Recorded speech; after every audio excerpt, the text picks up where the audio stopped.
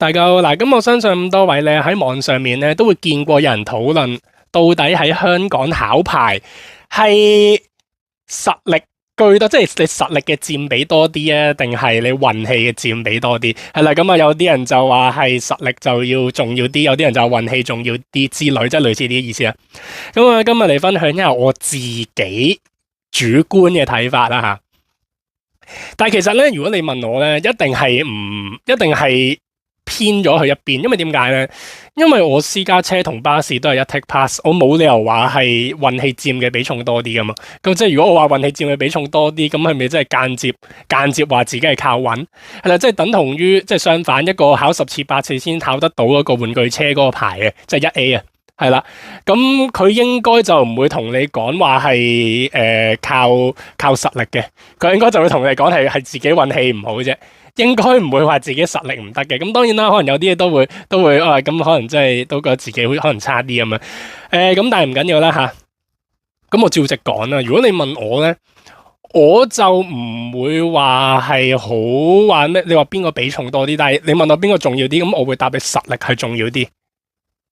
我會答你實力係重要啲，我背後嘅理論嘅邏輯就係，如果你實力係夠嘅話咧，應該咁講，應該話咧，你運氣嗰啲咧，其實係隨機性嘅嘢噶嘛，你唔知你今日好冇運噶嘛，你可能好運，你亦都可能唔好運，咁但係一般情況，你運氣應該係你正常運氣咯，係啦，即係你好少話你會有個極端好運或者極端衰運，好少咧，通常你都係喺嗰個中間值嘅啫，我自己嘅理解啊。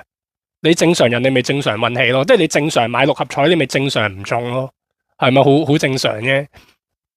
咁考牌一樣啦，咁你做事嘅時候其實應該係要你撇除嗰啲隨機性噶嘛，運氣咪就係隨機性啦，啱講咗啦。咁當你實力係夠嘅時候，咁你就唔需要靠運氣啦，係啦，即係你實力夠，你正常運氣你咪正常合格咯，好正常啫。係咪？即係如果你實力係中上水平嘅，咁我諗你運氣唔好話太過差，咁理論上都合格嘅，係啦。因為你中上水平，其實你就已經係好過大部分人啊嘛，你中上水平啊嘛，係啦。咁但係如果調翻轉嚟，即係相反，如果你實力係唔得嘅，係啦，你可能你轉彎啊嗰啲又唔得，你揸直線又唔得，咁樣嗰啲連基本馬路常識嗰啲都唔知咁樣，係啦，即係你斑馬線要讓人行先，即係呢啲都唔知。咁你能力咁低，除非你係好運到連續中10次6合彩嗰啲咯。如果唔係一個咁樣嘅人去考，你正常你會覺得佢唔會合格啦。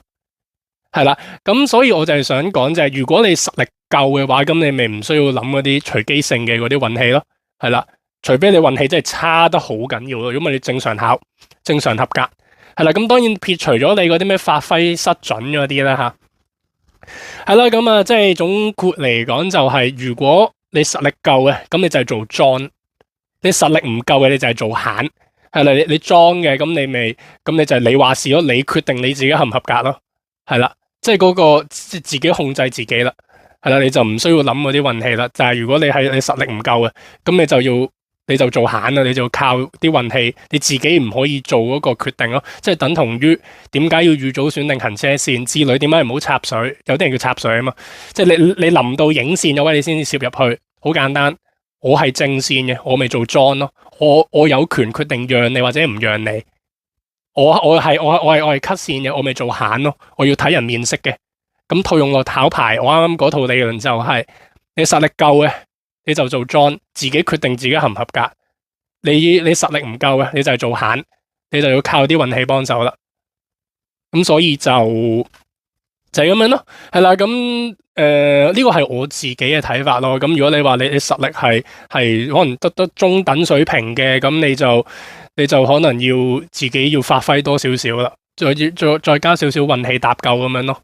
係啦，咁但係如果你即係都可以嘅，如果你話你自我評價有中等水平，咁你運氣唔好話太過差，其實都冇乜問題嘅，係啦。即係我唔知大家認唔認同我呢個理論啦，我自己就係咁樣諗嘅，係啦。即係如果你覺得喂，我都覺得你都講得啱喎，我都覺得你即係都係喎，都唔係話純粹運氣咁樣，咁你可以撳個 like，係啦。咁如果你覺得我呢個諗法係你唔同意嘅，咁你都可以撳 dislike， 係啦，咁我就望一望有冇人同意我呢個睇法啦。好啦，咁啊，嚟到最尾我就輕輕自我評價一下啦。我自己我考私家車嗰時啦，我自我評價咧，我自己我實力我諗我評叫做中等好少少啦，我都唔好評咁高。咁但係運氣值都有啊，係啦，運氣值我諗我都可以評到自己可能有6-7分嘅一個運氣值，係啦，即係我實力可能我評自己7分。係啦，我運氣我可能評自己都有7分嘅，咁7分實力加7分運氣，你好難唔合格嘅。係啦，我自己嘅評價就係咁樣。咁我考巴士嘅時候就我覺得我自己有6分實力啦嚇，即係5分係叫做嗰個普通值。咁我好過普通少少，係啦。咁啊，我覺得自己實力有6分，然後嗰個運氣我都評得幾高。我而家諗翻起嗰時運氣我可以評到8分甚至9分，咁我6分實力加埋一個咁高分嘅運氣，合格正常嘅，係咯。咁所以就喺個咁嘅分析，咁所以你又可以回顧翻你以前你考牌嘅時候，咦，你又覺得你係咪你嘅實力你又大約幾多分咧？你運氣有幾多分咧？係啦。咁啊，你可能你唔合格嘅，咁你又諗翻，咦，到底係我自己問題啊，定係可能真係運氣差啲啦？唔出奇，有可能你實力好掂，但係你遇到好多嗰啲隨機性嗰啲啦，例如可能落一個超級大嘅雨，你學車嘅時候未遇過，係啦，咁有可能你又咁啱又塞車，有好多人行嚟行去，係啦，咁啊或者係你揸下車，突然間喺球場嗰度飛個波出嚟，嚇一嚇你。或者個波停正喺你前面咁樣，咁你點樣做好咧？你兜過去啊，定係等人嚟執波咧？係啦，雙白線喎，後邊有人 boot 咯，點做好咧？係啦，即係例如呢啲情況，隨機性嘅，你自己你都未遇過，我都唔知點樣做，我依家我都唔知點樣做，即係考牌唔知你要問你師傅啦，係啦，咁啊，所以就有好多呢啲嘢咯，即係如果你話你黑仔到咁樣嘅，咁冇嘢好講。咁我覺得同你個實力就未必太大關係，但係呢啲係低機率事件啊嘛，係咯，咁所以就係咁多先。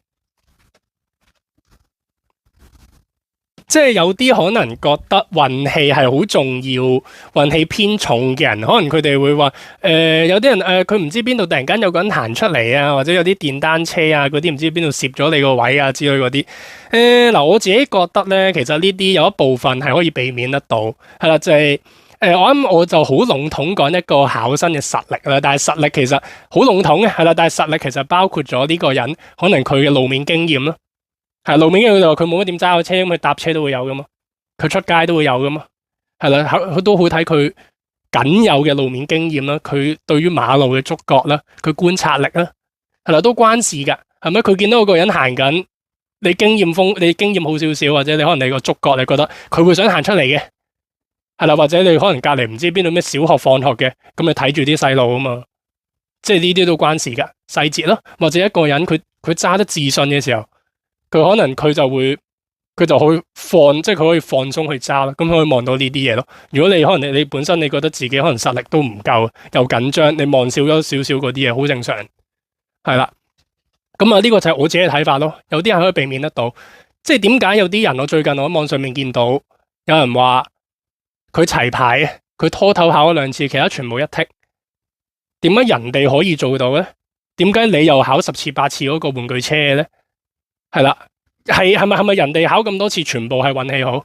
係咪你考個玩具車全部係運氣唔好？人同人之間嘅差異咪喺呢度咯？點解有啲人得？點解有啲人唔得？可能佢真係純粹運氣好咯，由1號牌考到上拖頭。淨係拖頭考過2次，可能人哋運氣真係好咯。咁呢個反駁唔到。你考10次個玩具車，都係運氣唔好。係啦，即係我自己覺得就係，你話你賴嗰啲，人哋嗰啲冇遇過咩？大把人一剔啦，係咪？大把人考4-5次啦，個差異喺邊？就係咁樣咯。